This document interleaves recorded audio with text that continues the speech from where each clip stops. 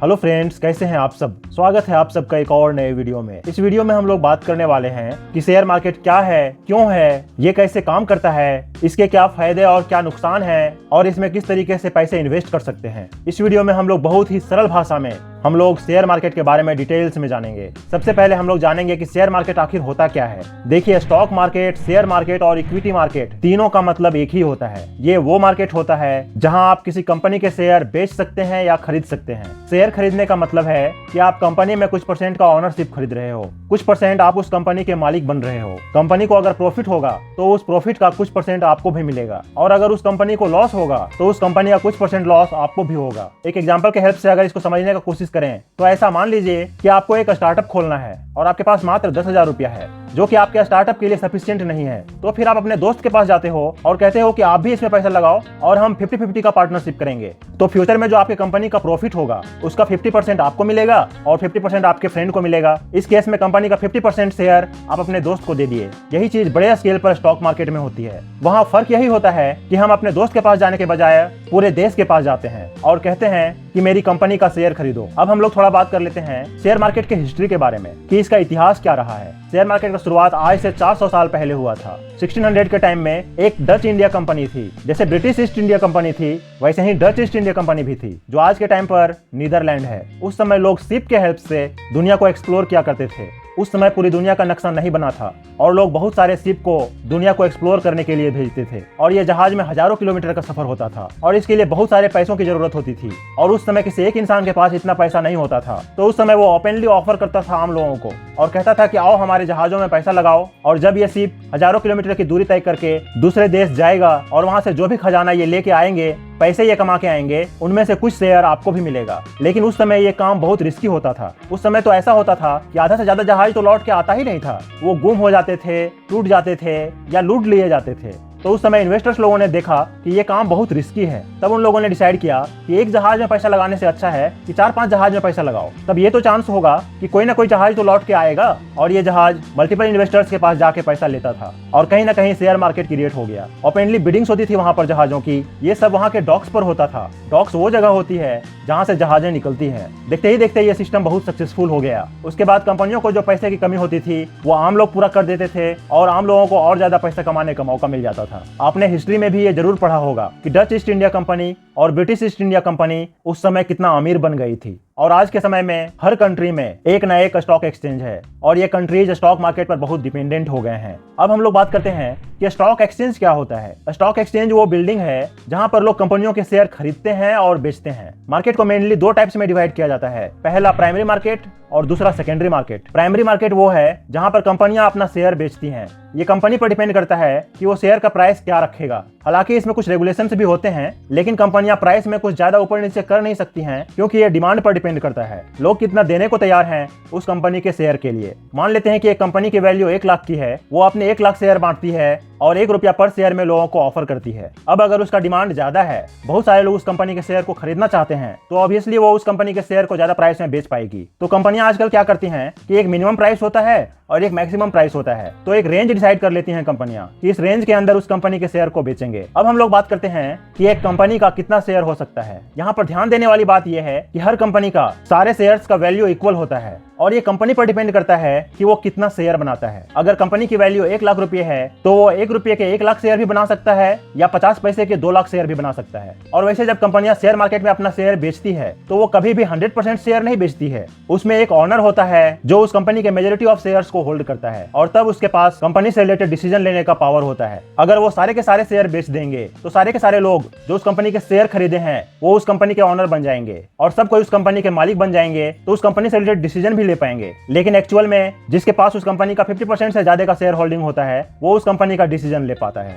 इसलिए जो कंपनी के फाउंडर होते हैं वो कोशिश करते हैं कि कंपनी का 50% से ज्यादा शेयर्स वो अपने पास होल्ड करें। जैसे एग्जांपल के तौर पर देखा जाए तो फेसबुक का 60% शेयर उसके ऑनर मार्क जुकरबर्ग के पास है। अब जो लोग कंपनी के शेयर्स खरीद लिए हैं वो उन शेयर्स को और दूसरे लोगों को बेच सकते हैं। उसको कहते हैं सेकेंडरी मार्केट, जहां पर लोग आपस में कंपनी के शेयर्स को खरीदते और बेचते हैं और इसकी ट्रेडिंग करते हैं। प्राइमरी मार्केट में कंपनी ने अपने शेयर का प्राइस सेट कर दिया था। अब सेकेंडरी मार्केट में कंपनी कुछ भी नहीं कर सकती है शेयर के प्राइस में, और उसके बाद शेयर का प्राइस ऊपर नीचे होते रहता है शेयर के डिमांड पर कि कितने लोग उस शेयर को खरीदना चाहते हैं। तो डिमांड और सप्लाई के बेसिस पर शेयर का प्राइस ऊपर नीचे होते रहता है। अब हम लोग बात करते हैं इंडिया के स्टॉक एक्सचेंज के बारे में। हर बड़े बड़े कंट्री में स्टॉक एक्सचेंज होता है और इंडिया में भी दो बड़े स्टॉक एक्सचेंज हैं। एक है बॉम्बे स्टॉक एक्सचेंज जिसको BSE कहते हैं, और दूसरा है नेशनल स्टॉक एक्सचेंज जिसको NSE कहते हैं। BSE में आज के डेट में 5000 से ज्यादा कंपनियां लिस्टेड हैं और NSE में आज के डेट में 2500 से ज्यादा कंपनियां लिस्टेड हैं। अब इतनी सारी कंपनियां स्टॉक एक्सचेंज में लिस्टेड हैं और हमें अगर ओवरऑल देखना है कि एक स्टॉक एक्सचेंज में कंपनियां कैसा परफॉर्म कर रहे हैं, प्राइस ऊपर जा रहे हैं या नीचे जा रहे हैं, इसको मेजर करने के लिए दो इंडेक्स बनाया गया है। BSE में सेंसेक्स और NSE में निफ्टी 50। अब हम लोग यहाँ बात कर लेते हैं कि सेंसेक्स क्या है। तो सेंसेक्स बॉम्बे स्टॉक एक्सचेंज यानी BSE के टॉप 30 कंपनियों का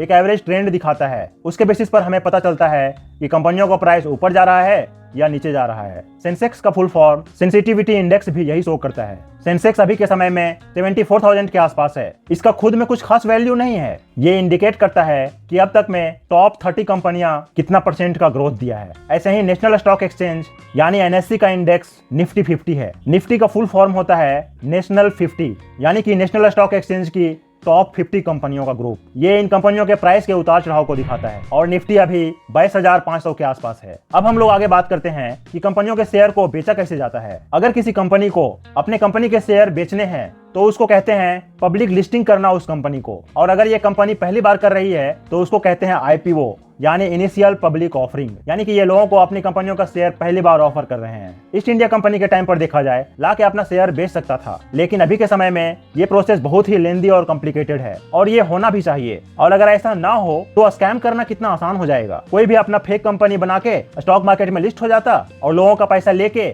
भाग जाता। और इंडिया में ऐसे स्कैम पहले हुए भी हैं, जैसे कि हर्षद मेहता स्कैम, सत्यम स्कैम, ये सब यही चीजें थी। लोगों को बेवकूफ बनाकर अपनी कंपनी को लिस्टिंग कराए, लोगों से पैसे लिए और भाग गए। तो जैसे जैसे ये स्कैम सामने आते गया तो शेयर मार्केट में नए नए रूल्स रेगुलेशन इंट्रोड्यूस होते गए ताकि मार्केट को स्कैम से बचाया जा सके। और ये जिम्मेदारी इंडिया में सेबी का है। सेबी यानी securities and exchange board of India. ये एक रेगुलेटरी बॉडी है जो इन सब चीजों को रेगुलेट करती है, जैसे कि कौन सी कंपनी को शेयर मार्केट में लिस्ट किया जाए, सही प्रोसेस फॉलो किया जा रहा है कि नहीं किया जा रहा है। और अगर आपको अपना कंपनी लिस्ट करवाना है तो आपको सेबी के रूल्स रेगुलेशन नॉर्म्स को फॉलो करना होगा। इनके रूल्स बहुत स्ट्रिक्ट हैं, जैसे कि आपके कंपनी के अकाउंट्स को कम से कम 2 ऑडिटर्स के द्वारा ऑडिट किया हुआ होना चाहिए। आपके कंपनी में 50 से ज्यादा शेयर होल्डर्स होने चाहिए अगर आपको अपनी कंपनी को लिस्ट करवाना है तो। और अगर आप अपनी कंपनी के शेयर को बेचने जाओगे मार्केट में और उस शेयर का मार्केट में डिमांड नहीं होगा तो सेबी आपके कंपनी को शेयर मार्केट से हटा भी सकती है। अब हम लोग बात करते हैं कि शेयर को हम लोग बाय कैसे कर सकते हैं। तो शेयर मार्केट में पैसा इन्वेस्ट करने के लिए एक बैंक अकाउंट, एक डीमैट अकाउंट और एक ट्रेडिंग अकाउंट चाहिए होता है। अभी के समय में आप किसी भी बैंक में अपना अकाउंट खुलवा सकते हैं और किसी भी डिस्काउंट ब्रोकर में अपना डीमैट अकाउंट खुलवा सकते हैं। उसी में ट्रेडिंग अकाउंट भी होता है। ट्रेडिंग अकाउंट के हेल्प से आप शेयर को बाय एंड सेल कर सकते हैं और वो बाय किया हुआ शेयर डीमैट अकाउंट में होल्ड रहता है। अब हम लोग बात कर लेते हैं कि इन्वेस्टिंग और ट्रेडिंग क्या होता है। इन्वेस्टिंग का मतलब होता है कि आप शेयर्स को खरीद के लंबे समय तक होल्ड करते हैं, और ट्रेडिंग का मतलब होता है कि छोटे टाइम फ्रेम में यानी कि वीकली, डेली या 15 मिनट टाइम फ्रेम में शेयर को खरीदते और बेचते हैं, तो इसको ट्रेडिंग कहते हैं। अब हम लोग आगे बात करते हैं कि क्या शेयर मार्केट गैम्बलिंग है, क्या शेयर मार्केट में पैसा इन्वेस्ट करना चाहिए, क्योंकि बहुत सारे लोग इसको कंपेयर करते हैं जुआ से और कहते हैं कि शेयर मार्केट गैम्बलिंग है क्योंकि इसमें बहुत ज्यादा रिस्क होता है। और ये रियलिटी भी है कि ये सच में गैम्बलिंग है अगर आपको शेयर मार्केट का नॉलेज नहीं है। आपको ये नहीं पता है कि कंपनी के पैरामीटर्स क्या है, कोई कंपनी अच्छा क्यों है और कोई कंपनी खराब क्यों है, कंपनी के फाइनेंशियल रिपोर्ट्स क्या हैं, उसके फाइनेंशियल स्टेटस क्या हैं, तो ये बिल्कुल जुआ ही है अगर प्रॉपर जानकारी नहीं है तो। अगर आप लोगों के सिर्फ बात सुनकर ही इन्वेस्ट कर रहे हैं, कुछ लोग कह रहे हैं कि ये अच्छा है और आप खरीद ले रहे हैं, अगर आप ऐसा करते हैं तो ये गैम्बलिंग के जैसा ही है। ऐसा बिल्कुल भी नहीं करना चाहिए क्योंकि ऐसा करना बहुत रिस्की होता है। और अगर जो लोग इसके एक्सपर्ट हैं, जो दिन रात इसमें इन्वॉल्व रहते हैं, जिनके पास प्रॉपर डेटा रहता है, स्टॉक मार्केट के बारे में डिटेल्स जानकारी रखते हैं, तो वो ऑब्वियसली एक नॉर्मल आदमी के कंपैरिजन में बेहतर परफॉर्म करेंगे। तो अगर प्रॉपर नॉलेज नहीं है तो शेयर मार्केट में डायरेक्टली कभी भी इन्वेस्ट नहीं करना चाहिए और इसके बदले एक्सपर्ट्स का हेल्प लेना चाहिए। और इसके लिए बहुत अच्छा है म्यूचुअल फंड। म्यूचुअल फंड में क्या होता है कि आप डायरेक्टली ये खुद नहीं डिसाइड करते हैं कि कौन से स्टॉक्स को खरीदना है और कौन से स्टॉक्स को बेचना है। म्यूचुअल फंड्स में आप एक्सपर्ट्स के भरोसे पैसा डालते हो और वहाँ एक्सपर्ट्स डिसाइड करते हैं कि कौन सी कंपनी में पैसा इन्वेस्ट करना है और कौन सी कंपनी में नहीं। ज्यादातर म्यूचुअल फंड्स बहुत सारी कंपनियों में इन्वेस्ट करते हैं ताकि रिस्क मिनिमम हो, यानी कि लॉस होने के चांसेस कम हो। वीडियो में पीछे जब हम लोग डच ईस्ट इंडिया कंपनी की बात कर रहे थे तो वहां भी हम लोग देखे थे कि लोग बहुत सारे शिप्स में पैसा लगाते थे ताकि कोई ना कोई शिप तो अच्छा परफॉर्म करेगा और वो बेहतर रिटर्न देगा। इसी को कहते हैं डाइवर्सिफिकेशन। इससे इन्वेस्टिंग में रिस्क कम हो जाता है। अगर आपको इस वीडियो से कुछ सीखने को मिला है, आपके लाइफ में कुछ एक्चुअल में वैल्यू ऐड हुआ है, तो प्लीज चैनल को शेयर, सब्सक्राइब एंड लाइक जरूर कीजिएगा ताकि आपको हमारा फाइनेंशियल रिलेटेड वीडियो रेगुलर मिलता रहे। मिलते हैं अगले वीडियो में। धन्यवाद।